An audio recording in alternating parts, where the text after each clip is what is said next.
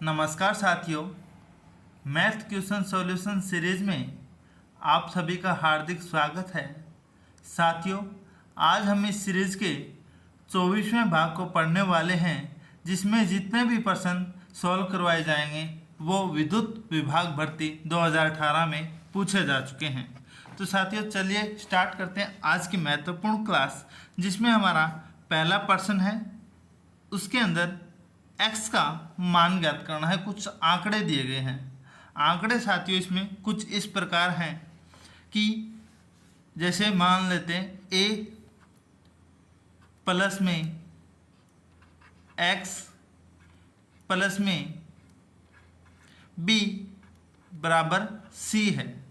तो यहाँ पे अपने को x का मान ज्ञात करना है। तो यहाँ हम कर सकते हैं भी a और b को जोड़ के वो c में से घटा देंगे तो अपने पास क्या आ जाएगा, x का मान आ जाएगा। ठीक उसी प्रकार हम यहाँ पे क्या करेंगे कि हमें दिया गया है a का मान जैसे 5172.49।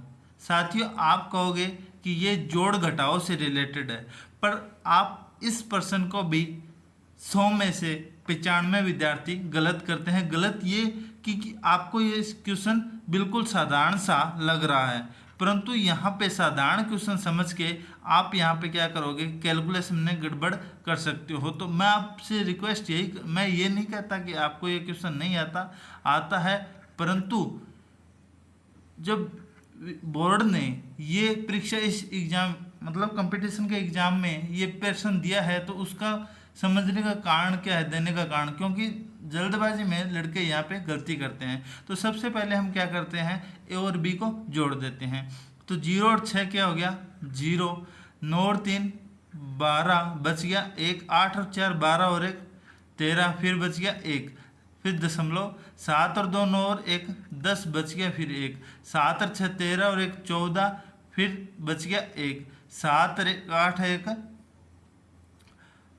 9 और 5 और 3 8। तो यहाँ पे आ गया अपने को 8940.326।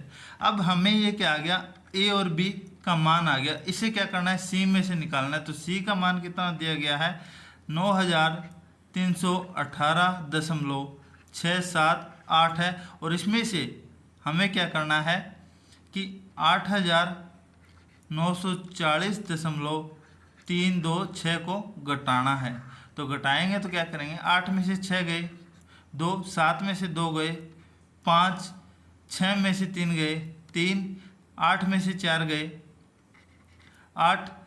अब यहाँ पे 1 में से 4 जाएगा नहीं, तो इसे हंसल ली। 11 में से 7 गए 4, और यहाँ पे बचे 2, इधर से 1 लिया 2, 12 में से 9 गए 3। तो इसका आंसर आ जाएगा 378.352, अर्थात डी हमारा सही आंसर है। साथियों, इस प्रश्न के अंदर आप जल्दबाजी करोगे तो यहाँ पे जोड़ में, पहले तो जोड़ में कैलकुलेशन या गलती कर दोगे, उसके बाद वहाँ पे अगर वहाँ पे सही कर दिया तो जल्दबाजी के चक्कर में आप यहाँ पे भी गलत सकते हो। तो मेरा इस प्रश्न के अंदर यही मानना है कि उसे आप बिल्कुल आराम से धैर्य से करिए। आप 30 सेकंड की बजाय इस प्रश्न को 40 सेकंड में करिए, परंतु गलत मत करना। बिल्कुल आसान सा सवाल है।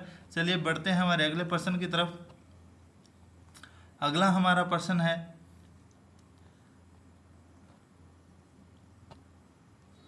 15 आदमी 2 घंटों में 30 पौधे लगा सकते हैं।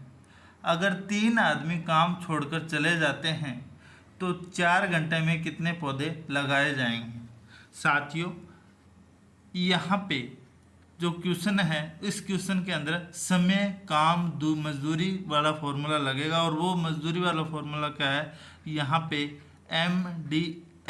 MDH फॉर्मूला जिसे बोला जाता है।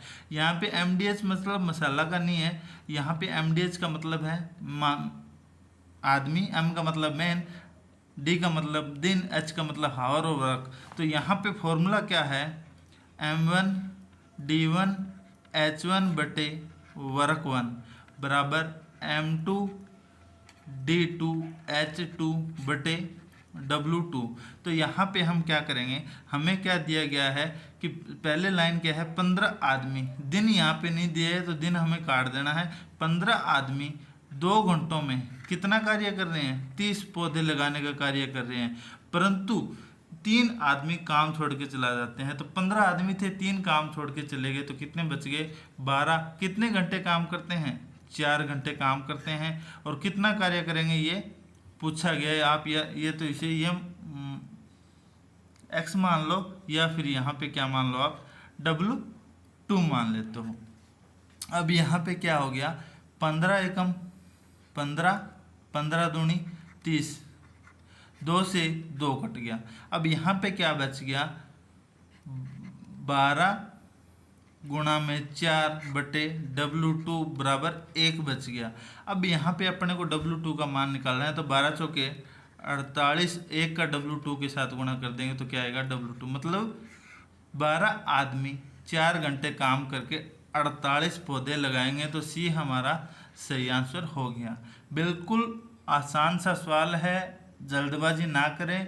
क्वेश्चन के अंदर 5 सेकंड का समय ज़्यादा लें, परंतु क्वेश्चन को कैलकुलेशन के अंदर गड़बड़ी ना करें। कुछ ज़्यादातर क्वेश्चन आपको 99% आ रहे हैं, परंतु आप जल्दबाजी के चक्कर में इस प्रकार के प्रश्नों को गलत करते हो, जो जिसमें जिम्मेदारी सिर्फ आपकी रहती है। चलिए बढ़ते हैं हमारे अगले प्रश्न की तरफ। कैलकुलेशन आपको दिख रही है, बिल्कुल बहुत मुश्किल देखने में लग रहा है, बहुत मुश्किल है, परंतु एक कुछ सेकंड का सवाल है। आपको मैं बताता हूँ इस प्रकार के प्रश्न को हम कैसे करेंगे। यहाँ पे जो जैसे फॉर्मूला है, यहाँ पे फॉर्मूला दिया गया है ए गुणा में बी प्लस में ए गुणा में सी माइनस ए गुणा में डी। ये आपको फॉर्मूला दिया गया, ए गुणा में बी, ए गुणा में सी माइनस ए गुणा में डी, ये फॉर्मूला है। आप इसे सोल्व कैसे कर सकते हो? ए यहाँ पे कॉमन लेके बी प्लस में सी माइनस डी, और ये कैलकुलेशन कर उसके साथ गुणा कर सकते हो ए का। इस तरीके से इस क्वेश्चन के ऊपर आप फॉर्मूला लगा सकते हो। चलिए देखते हैं कैसे करोगे आप।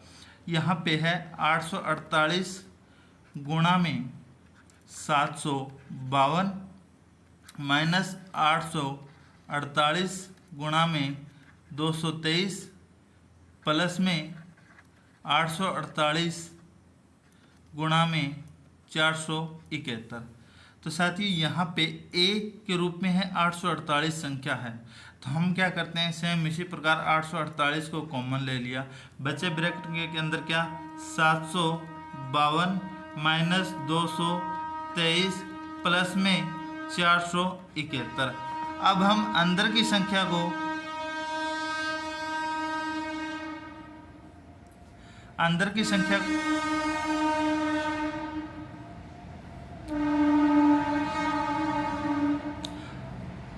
अब हम अंदर की संख्या का कैलकुलेशन कर लेते हैं। तो साथियों पहले जोड़ लेते हैं भी प्लस की संख्या 752 और 471 कितनी हो गई? 2 और 1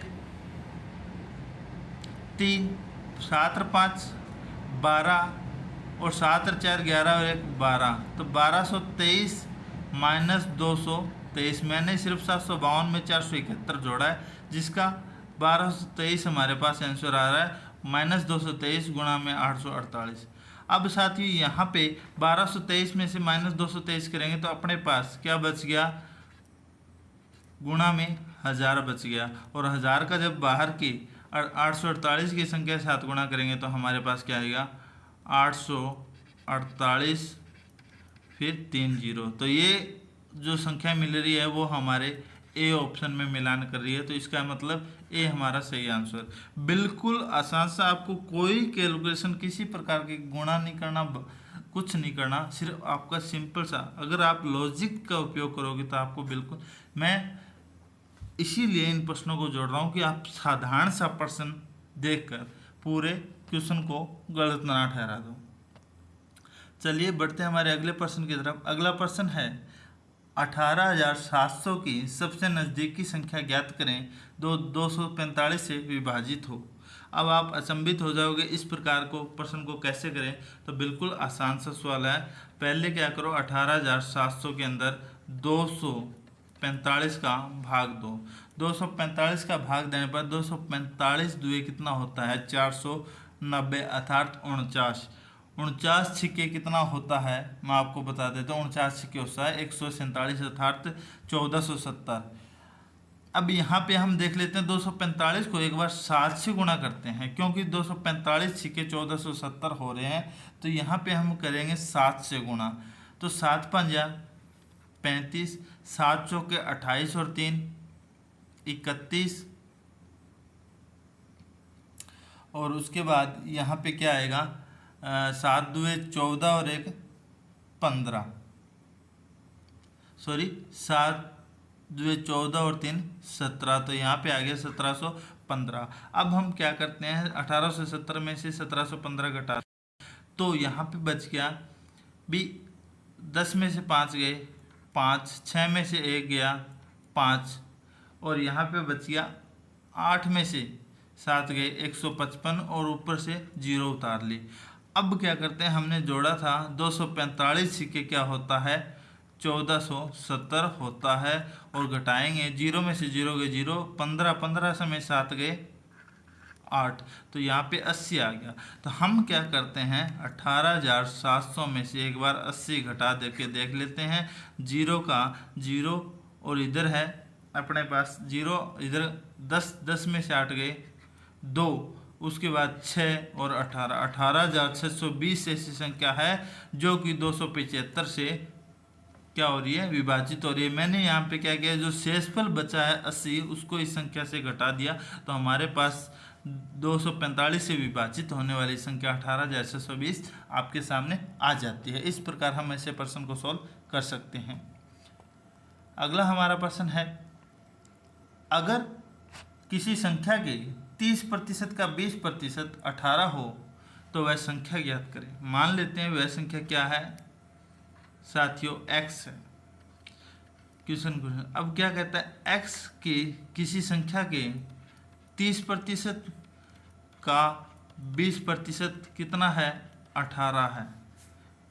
अब इसे कैसे सोल्व करेंगे, x गुणा में 30% की जगह क्या लग जाएगा 100, गुणा में 20% की जगह क्या लग जाएगा 100, 1 0 से 1 0 कट गई, 1 0 से 1 0 कट गई, क्या बच गया